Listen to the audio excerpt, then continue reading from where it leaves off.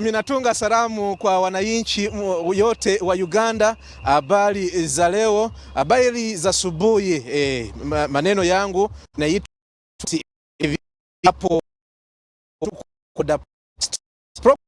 Unveiled experience, asijui Unveiled experience kwa Kiswahili wanaitaje, asijui mzuri. Hata Kiswahili yangu iko ya kidogo kidogo ya kukula chakula hapo Uganda. Mbaramusiza mwenna abagena maso no kulaba Unveiled experience sawa zino wano wetuli tugate nimi kuogera Oluswahili ngabwe numulide. Hata Kiswahili yangu iko kidogo kidogo, iko ya Uganda ya kukula chakula. Lwe Luswahili lwange lwenkyajjukira kilomita tewera emu okuva wendi okutuuka we bankwatira mu Tanzania. Era bwe tunabalagawo nja balengezawo kubanga nengerawo okumpi nnyo we bankwatira ne bamala bansiba ne banteekako n'omusango gwa kalabba ogw'okufa era ne bantwala kalabba n'empona. Naye nga ssaawa zino ekituleese tuwagadde na Uganda okubalaga kasavu kanyama olunaku olwencha eggwanga erya Kenya abagenda kubanga balonda president waabwe olunaku olwencha. Naye ssaawa zino ndi wano ku Mutukula one stop border post. Tulabye embeera eyimiridde etya kubanga kyetutegeddeko era nga kyekituufu anti ebyobusuubuzi ebisinga ebadde biyita asayidi eri eyebusiya Maraba oba ebiyita ebiva e Mombasa ne bitira mu nguudo ez'enjawulo mu ggwanga erya Kenya ate biri wano we bitira wetutukidde wano olunaku olwaleero. Era nga kakati boda ya Uganda ne Tanzania eri bize nga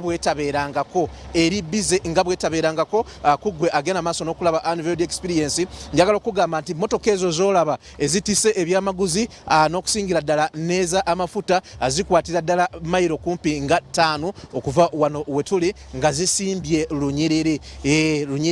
Bw'ova wano ebigere nga 3 oba oyingidde Tanzania we mulengera abantu awo oba mu Tanzania. Naye kakati wano ffe tusimbye kamera zaffe tuli mu ggwanga erya Uganda wano bagiyita no man's land wetuli ssaawa zino kumwe abagenda maaso n'okulaba Unveiled experience ey'olunaku olwaleero. Nga bwe nkutegeezeza nti tujja kubanga tubalaga ekiri eno Mutukula, ekiri Maraba oba ebusiya, ekiri ate Kenya munda ewamu naffe Apollo ali eyo atulondolera akalulu nga bwe katambula. Naye ekifaananyi ekituufu kakati kyolaba kuggwe ali ku munnyo ssaawa zino ali ku Unveiled experience olaba obungi bw'emmotoka ezikwatiridde wano Maraba.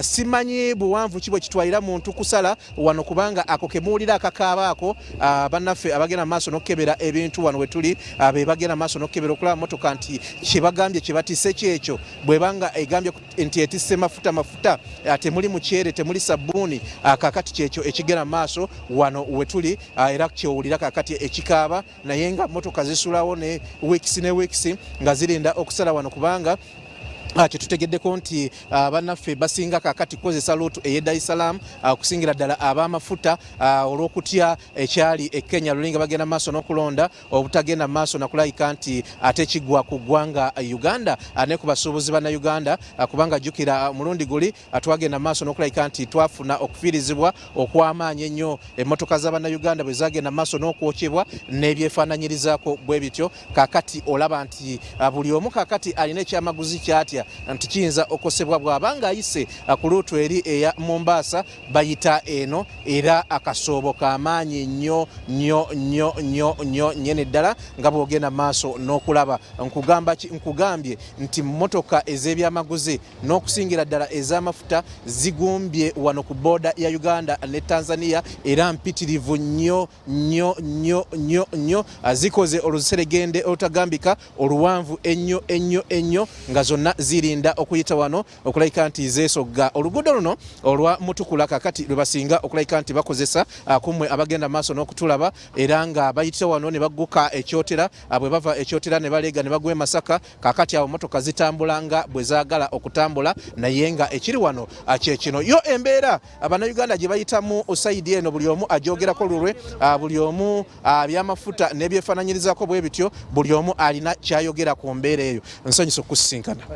Yesu yebazibwe. Mukama yebazibwe Oluganda. Bwe tutyo Uganda bibi ne Tanzania birungi. Okusinza Uganda bibi ne okusinza Tanzania bye birungi. Amafuta tugagula 13. Amafuta tugagula 13. TZ Tanzania. Simanje bagajja ne wano batunda kakaga 5 Uganda kati tweyundire eno. Omukyere buli ku bei dondolo.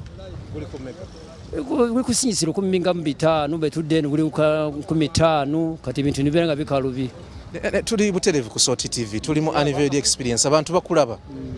Bwe nsala wano eddakiika 2 nga nvudde wano, bwe ntuuka wali mu ddakiika 2 difference y'ebbeeyi y'ebintu ebeetuuse kweyo gy'oyogerako? Yeeyo yennyini, naye Tanzania kyebeera enzibu olina okuba nga olina passport ng'eno, driving permit okugendayo, naye wano okumpi tokonamu ndoze passport omulaba, driving permit ogiraba, awo n'otambula awo TZ mbakonamu n'otambula.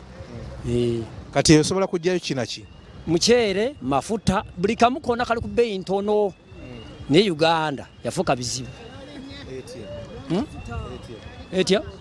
Kati amafuta mugenda ne muganywa eri ne mudde eno ne mukolera eno? Tukanywa Tanzania nitukola Uganda. Tukanywa Tanzania nitukolera Uganda. Kikutwalira bbanga ky'okutuuka ewali petrol station? Kuba abantu walinga kilomita nga 2-3 tugenda kusherezeeyo, naye za Uganda temukyali mafuta ate tugendayo ate gazitowa. Wano wetulaba emmotoka nnyingi ezisimbye wano.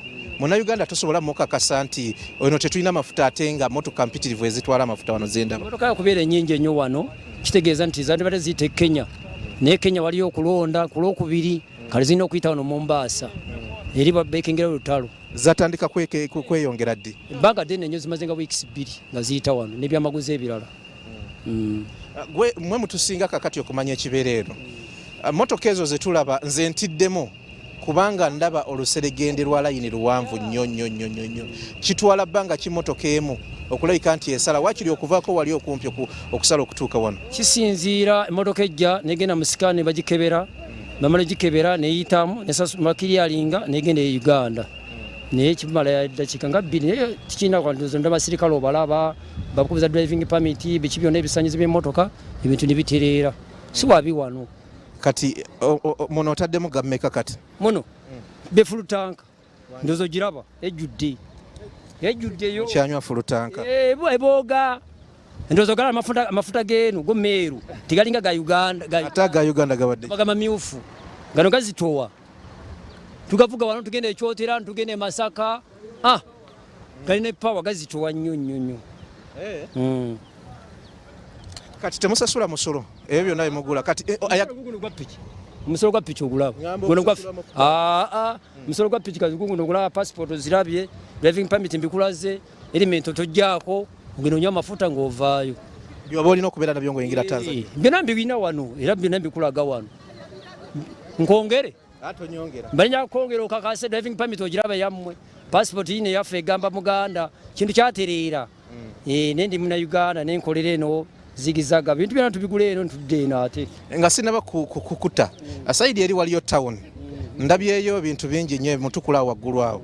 Kyogamba kati sabbuuni eri gwe tugula akasanvu 5 oba 8 eno tuyinza omufunanga ku 13 sebo tulina sabbuuni obuunga tumugula nusu 10 ate eno 5 ebucket nebo ngamba ngene nkuleeteko nkulagako sample twali nkwa bwereri ukakase ugenda ngo yogera nti mse sabuna muje TZ abantu bajja kukkiriza kambuzeeko omulalo oba kituufu abantu bayinza okulowooza ani amanyi Oluganda.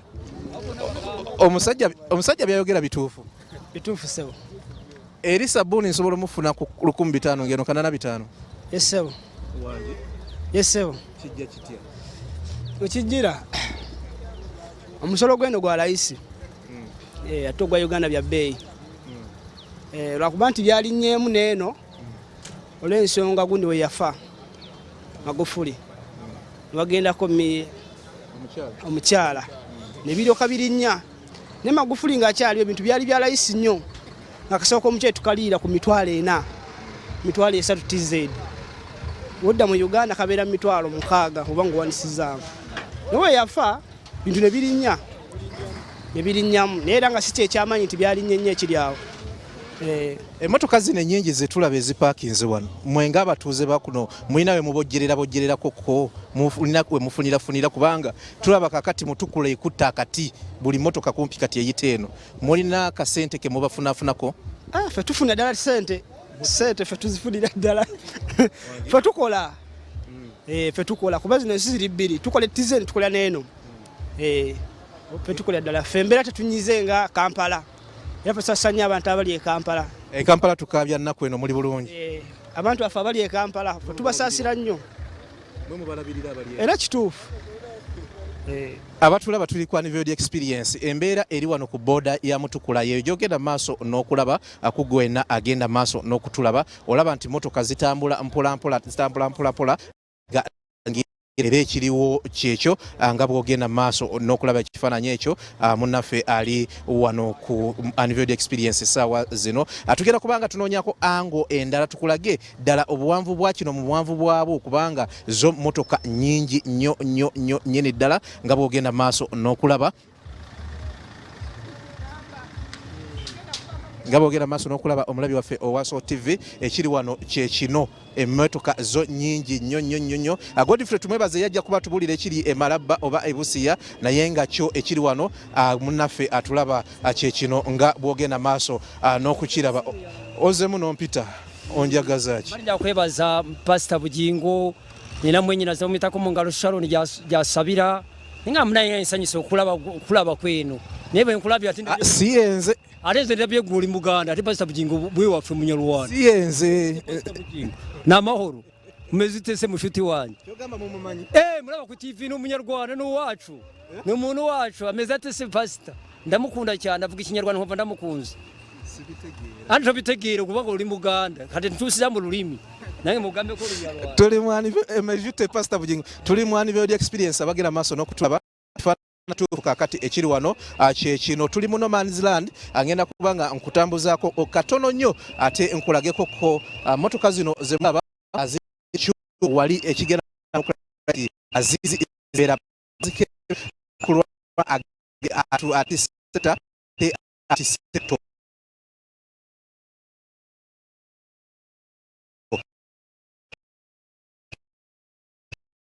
kakati kyekyuma ekyo kyogera maaso n'okulaba asasudde emitemwa ate awo ziba zeeyongerayo bweyongezi nga bwogera maaso kakati n'okulaba naye nga okutambulako ko katono nja kuba siyingira sayidi ya Uganda era ngenda kukoma ku sayidi yaffe wano sayidi ya Tanzania ngenda kubanga nkoma sayidi yaffe wano naye njagala nkutambuzeeko nga nkulaga ekifaananyi ekituufu ekiri wano kuggwe agenda maaso n'okutulaba ekiri wano kyekino kyogera maaso n'okulaba bigenda bitya Tanzania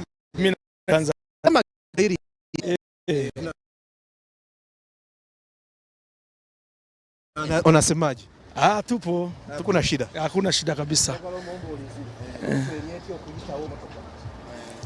Mumbu embere yedo okuva Dar es Salaam okutuuka wano batawanyizibwa oba tebatawanyizibwa embeera kagamba okutuuka wano e Uganda kiri kitya kyobo mumbuliza anakuuliza hivi kwamba kuja hapa hali ikoje, kuna barabara ni mbaya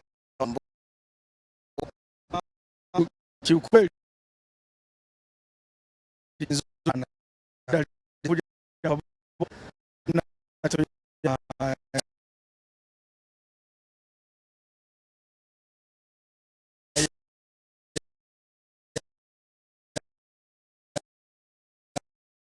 Saka ni changamoto kubwa kwa sababu hatuwezi kutembea usiku, barabara ni mbovu. Kwa kweli ni changamoto sana kutoka hapa kuja kufika Masaka, ni changamoto kubwa sana. Tanzania wali buzibu bonna obuzibu babusanga kakati okuva wano okutuuka e Masaka ekituufu kyo kiri nti oluguudo oluva e Mutukula barabara barabara yiko mbaya.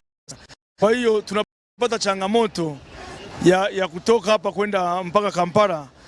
Kutoka Masaka kwenda Kampala ni shwari, lakini kutoka hapa Mutukula kwenda mpaka Masaka kweli ni changamoto kubwa. Tunapata ajali, tunafanyaje? Barabara ni mbovu. Tunaomba serikali ya Uganda ijaribu kutengenezea barabara. Sisi wa Tanzania tunapata changamoto kubwa tuzoea kutembea kwenye barabara na gari zetu zinaharibika, zinafanyaje? Ndio hivyo ruti hakuna waizi. Hapana, hamna waizi. Hamna waizi kabisa. Tuko vizuri. Kwa kutoka mpaka asante sana bwana. Wanasema bagamba batani tuli live. Tulikuwa live. Tuko kwenye tuko kwenye live wanasema. tuko kwenye live. Sawa. Sawa. tuko kwenye live sawa. Tunashukuru tuyanzizanyo tuyanzege na yenga abagenda no tuli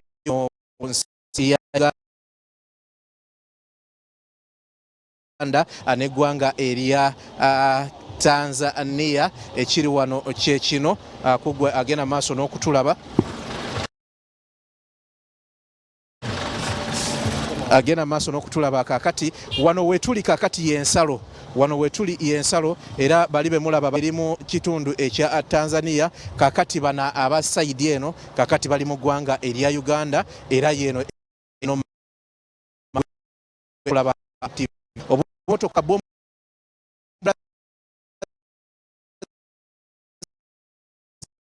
nebisigadde tujja kwongera okubikulaga ebbeeyi y'ebintu gye boogerako Tanzania eri nti ekiri eno abasuubuzi abasinga batambuza emaali ez'ebika eby'enjawulo kakati bakozesa ruutu eya Dar es Salaam ate nga bategeezezza nti tekuli buzibu bwonna security nnungi nnyo amakubo malungi nnyo naye nga gavumenti ejja tuyambako okukola oluguudo luno oluva wano wetuli ssaawa zino okulayika nti batuuka e Masaka kubanga luli mu mbeera mbi nnyo nnyini ddala bwe tuba nga tufunye opportunity ey'emmotoka nga zino okulabika nti ate ziyita side eno kiba kigenda kubanga kituyamba okulabika nti neno side eboostingibwa mu bintu eby'obusuubuzi kubanga kitandika bwe kiti oyinza okwesanga nga ate kyeyongedde okula ne tukendeeza n'okutataaganyizibwa kwe tubadde tufuna ennyo mu bannaffe aba Kenya abagenda maaso n'otwekyangirako entakera. Apollo Tusiime nkitegeddeko nti oli umaze okwetegeka. Apollo Tusiime ali mu ggwanga erya Kenya yagenda okubanga ate atubuulira Kenya eyimiridde etya saidi ya Tanzania yo eri bweti naddala mu by'obusuubuzi. Apollo Tusiime simanyi batwogere mu luzungu ba mu Luganda naye nga nsanyuse nnyo okulayika nti ate nkwegattako osaawa zino eno twogera Luswayiri ne Kenya ndowooza boogera Luswayiri kakati nzikiriza ate mbe nga nkuwa omuzindaalo ogende maaso n'okutuwa ekifaananyi ekiri mu ggwanga